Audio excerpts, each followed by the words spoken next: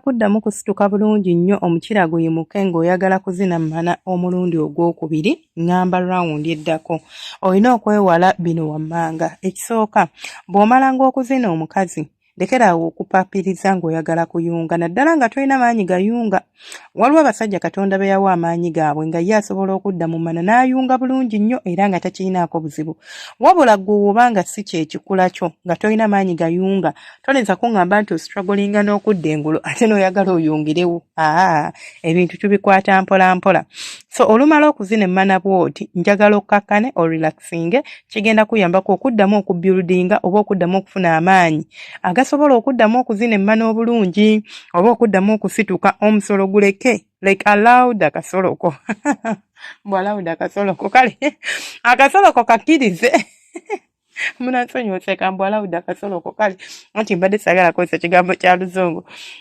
Akasoloko kawo omwaganya oba kakkirize okubeera nga kasobola okubeera nga kaddamu ne kasituka naturally nga tetukakase. Kati dene bwekamala okuddamu okusituka ogenda kukasitula otya. Ekisooka weeweeta mukyalawo gwe tofaako byokubibyo gwe weeweeta mukyalawo. Okuweeweeta munno kigenda kuyambako okubeera ng'osobola okubuildinga ka connection wakati wamwe n'okuwulira obulungi n'okubeera ng'ogenda ku producinga dopamine olwebyo ebibeera bitambula mwenywegere muweeweete mukwateko mu nfuli mu mana naye ng'ate ebirowoozo tobitadde nnyo kukasoloko pane nga tekasituka kajja gaana buli bw'okateekako pressure wansi awo obeera okateekako akazito munne kajja gaana okuddamu okusituka. So bw'omaliriza bulungi nnyo okuweeweeta akasoloko omaliriza okuweeweeta munno awo olyokoddemu ate osituke olyokoddemu ozina emmana. Naye ekirala kye mbasaba ngenda ne mbagamba nti gwayagala okuzina emmana lekeraawo okufubutuka obufubutusa omukazi. Amaanyi gano g'okozesa ogeetaaga. Oyagala kuzina rawundi 3 oyagala kuzina rawundi 4 kyokka otandikiza okwata amaanyi ge wandikozesezza mu rawundi zino zonna 4 n'ogateeka mu rawundi esooka. Katugambe nti nno nti ndi muntu ayina amaanyi gange kaŋŋambe nti nina amaanyi nga pounds 1,000 ez'amaanyi gonna bw'ogakozesa wano ogenda otuuka ku namba 2 oba ku rawundi ey'okubiri ng'omukira tegusobola kuddamu kusituka kubanga oba munafu. Omubiri gwo we gukoowa oba omubiri gwe guba nga tegulina maanyi n'akasoloko tekabeera na maanyi kubanga akasolo kitundu ku mubiri gwo. Bwe nkoowa n'emikono gyange gikoowa okumanya okukoowa kuveeko n'amaaso gakoowa kati ate olwo akasolo. Kati omubiri ogwo buli bw'ogukozesa ennyo kifuba supiidi bu amaanyi mukozesa force mukozesa amaanyi mangi. Simanyi lwaki obeera okozesa amaanyi mangi kubanga tekyetaagisa. Kati ago amaanyi amangi g'okozesa ge gagenda okwaffectinga embeera y'okuba nti ku namba 2 oba ku rawundi ey'okubiri togenda kubeera ng'osituka. So tokozesa maanyi mangi ng'onaazina emmana. Ate n'ekirala mweyigirize okuwangaala. Kati emmana bw'ogizinira eddakiika 3-2 kitegeeza okozeseza amaanyi mangi okuggyako ku ggwe. Aŋŋamba nti senga nze nina ekizibu kyange already oluba okuyingira mu mana ng'akasolo kagwa. Bino byenjogera bya muntu nga ggwe nti senga nzina bulungi rawundi esooka naye ey'okubiri okusituka lutalo bino bibyo.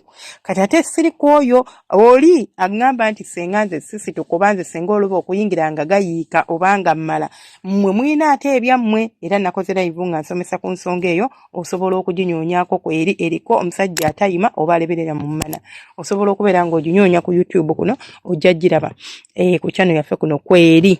Kati njogera ku gwali mu mbeera eyo ebyo birala mukko era obujjanjabi bwo naawe gye buli. Kati ono azina obulungi amaanyi ga dividingemu emmana gizine ogiwangaaliremu naye ng'ate amaanyi okozesezza matini nti toweefunugula nnyo tokozesa maanyi mangi like kozesa bu style obutagenda kukutula style ezitali za amaanyi. Styles eziri simple tulinawo kajiiko tulina na mate obeera na weebase tulina na maanyi nnyo g'okozesa okugyako okunyeenya ekiwato tulinawo ka missionary. Naye maama olaba omusajja azina missionary naye nayo n'agizinisa fujjo n'agizinisa amaanyi n'ogaba nange ng'ate missionary si ya amaanyi just omuntu osobola okwepositioninga kasatu obeera mu ka plank waliwo ke tuyita plank ka missionary naye obeera ng'ali mu plank kasatu obeera mwako kubanga ako nako kakooya omubiri ka draininga energy. Kati gwe just omukazi omwebakako waggulu naye utamuteekako kifuba kyo kyonna naye ng'ekifuba kyo kiri kumpi n'ekikye then emikono gino n'osimba bw'oti mu mabbali wano naddala wano nga mu bayitawo batya mu shoulders mu bibegabega byawaawo kati n'obeera ng'eno onyola bunyoozi kiwato mpola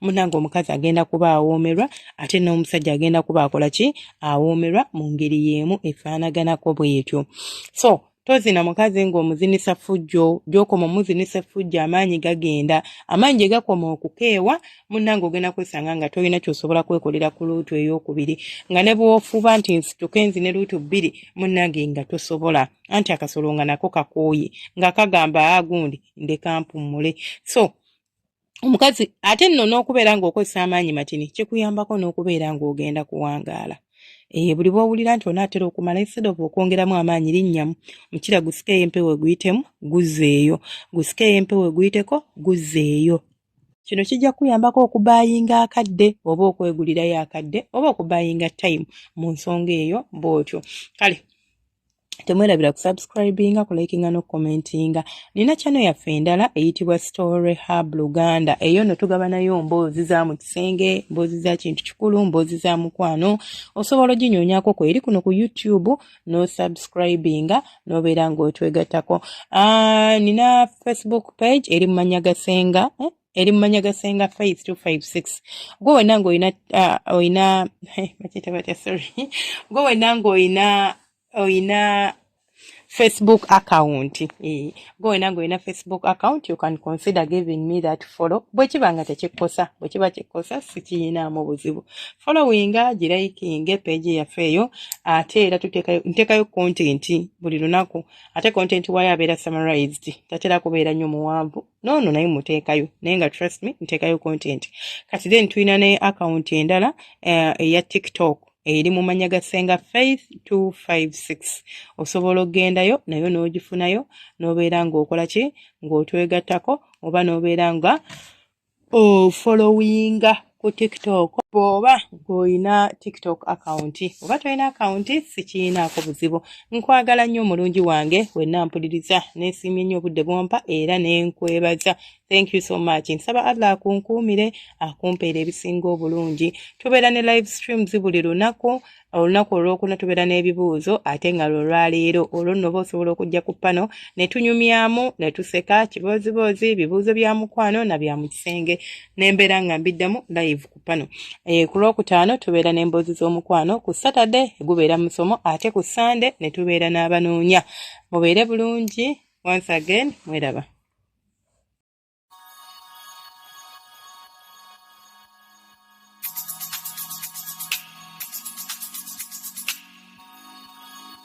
yeah.